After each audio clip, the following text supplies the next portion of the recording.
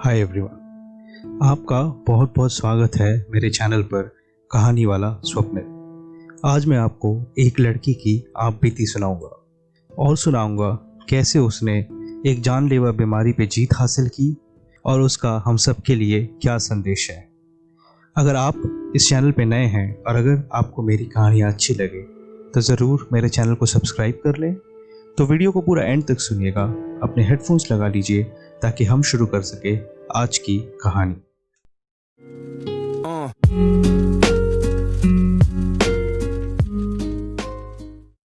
अगर मेरे पैर टूटे होते या फिर मुझे कोई जानलेवा बीमारी होती तब शायद लोगों को मेरी ज्यादा परवाह होती। ऐसा लगता है मानसिक बीमारी की इस दुनिया में कोई जगह ही नहीं है।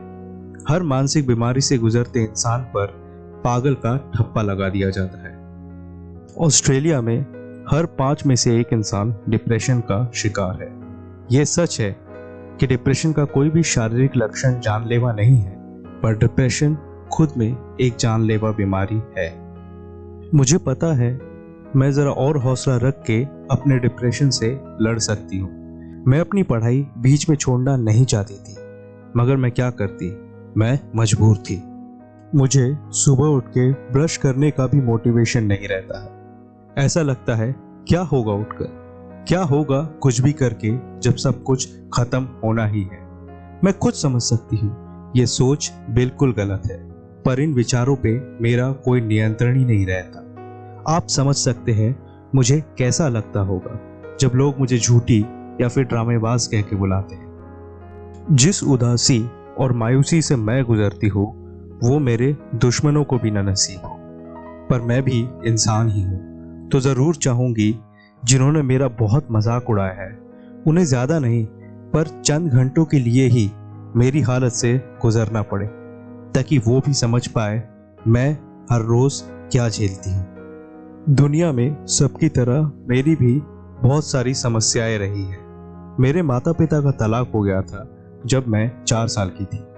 जब मैं 7 साल की थी, स्कूल में कुछ लड़कियां मेरे छोटे कद और घुंघराले बालों का बहुत मजाक उड़ाती थी। इसके बाद स्कूल के सभी बच्चे धीरे धीरे मुझे मजाक का पात्र समझने लगे और ये सिलसिला बहुत सालों तक चला। जब हम थोड़े बड़े हुए तो मुझे स्कूल में और भी गंदे गंदे नामों से पुकारा गया और मेरे चरित्र तक पर सवाल उठाए गए। वो लोग जिन्हें मैं अपना सबसे अच्छा दोस्त माना करती थी, मुझे उनसे भी धोखा ही मिला है। यहाँ तक कि जब मैं बहुत ज्यादा बीमार थी किसी ने मेरा हाल तक नहीं पूछा। ये वक्त शायद मेरी जिंदगी का सबसे निम्न चरण है, यानी सबसे लोएस्ट फेज है। अभी तक आपने जो भी सुना ये मैंने अपनी डायरी से निकाला है। ये उस वक्त लिखा गया था जब मैं डिप्रेशन से गुजर रही थी, यानी जब मैं लगभग 16 या 17 साल की थी। हाँ, आपने सही सुना, गुजर रही थी। आज मैं बिल्कुल ठीक हूँ और अगले महीने मेरी शादी है ब्रायन के साथ। ब्रायन जो कि मेरा फियांसे है। एक वक्त जब मैंने सारी उम्मीद छोड़ दी थी और मुझे ये लगने लगा था कि मेरे दोस्त, मेरे स्कूल के सभी लोग, सारे क्यूट लड़के, मुझे कोई भी पसंद नहीं करता, मुझे इस दुनिया में कोई भी पसंद नहीं करता। लेकिन मैं ये भूल गई थी कि मेरा एक परिवार भी है।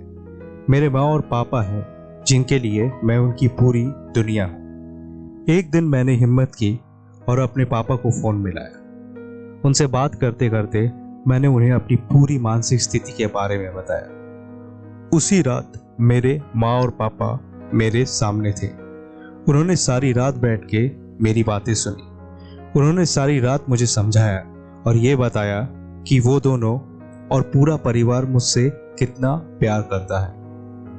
अगले दिन मेरे दोनों बड़े भाई अपने कॉलेज से छुट्टी लेके घर आ गए थे। मेरे मामा, मामी और उनके बच्चे भी मेरे साथ थे। उन सब ने मुझे इस बात का एहसास दिलाया कि इस दुनिया में ऐसे लोग बहुत ज्यादा हैं जो कि मुझसे प्यार करते हैं और जिनके लिए मेरी जिंदगी बहुत ज्यादा मायने रखती है। मुझे एक अच्छे डॉक्टर को दिखाया गया मेरे डिप्रेशन के लिए और कुछ ही महीनों में मैंने इस बीमारी को हरा दिया। आप सबसे मेरी यही विनती और यही निवेदन है, कभी भी ये मत सोचना कि आप इस दुनिया में अकेले हैं या फिर आपको कोई प्यार नहीं करता। हमेशा ये याद रखिएगा, कहीं ना कहीं किसी न किसी को आपकी ज़रूरत है। हमेशा ये याद रखना, जो लोग आपको बुरा भला या फिर गलत कहते हैं वो लोग आपके लिए सही नहीं है और आपको हमेशा उनसे दूर रहना चाहिए। इस दुनिया में आज भी अच्छे लोगों की संख्या बुरे लोगों से बहुत ज़्यादा है। तो कभी भी अगर आपके मन में कोई भी गलत विचार आए तो याद रखना, किसी से ज़रूर बात करें, किसी के साथ ज़रूर बांटे कि आप पे ऊपर क्या बीत रही, क्योंकि हमेशा कोई ना कोई आपको ज़रूर मिलेगा जो आपकी बात सुने और समझे। दोस्तों, ये थी एक लड़की की आप बीती जो मैंने रेडिट से ली है और आपके सामने कहानी करके पेश की। दोस्तों, डिप्रेशन इस शब्द का इस्तेमाल आजकल बहुत आसानी से हो जाता है। अगर आपको सुबह उठ के अच्छी चाय न मिले तो लोग उसे भी मजाक में कहते हैं कि आज बहुत डिप्रेस्ड हो, सुबह की चाय इतनी बेकार मिली। पर डिप्रेशन का असली मतलब तो वही जानता है जो डिप्रेशन से गुजर चुका है या फिर गुजर रहा है। मेरा आप सबसे यही निवेदन है कि यदि आप डिप्रेस्ड हैं या फिर आपके मन में किसी भी तरह का गलत विचार हो अपनी ज़िंदगी को लेके, तो ज़रूर आप किसी न किसी से बात करें। कोई भी हो, उसे अपनी मानसिक स्थिति ज़रूर बताएं और हमेशा ये याद रखें, आपके घर वाले, आपके बहुत से दोस्त जो आपकी बात सुनेंगे और आपको सही सलाह देंगे, आपके ही आसपास है। याद रखिए, हमेशा किसी न किसी से बात करें और अपनी मानसिक स्थिति उनके साथ बांटे। इसी बात पे मैं आज के लिए आप सबसे विदा लेता हूँ। मिलते हैं अगली बार कुछ नई कहानियों, कुछ नए किस्सों के साथ। तब तक के लिए आप सभी अपना ध्यान रखें।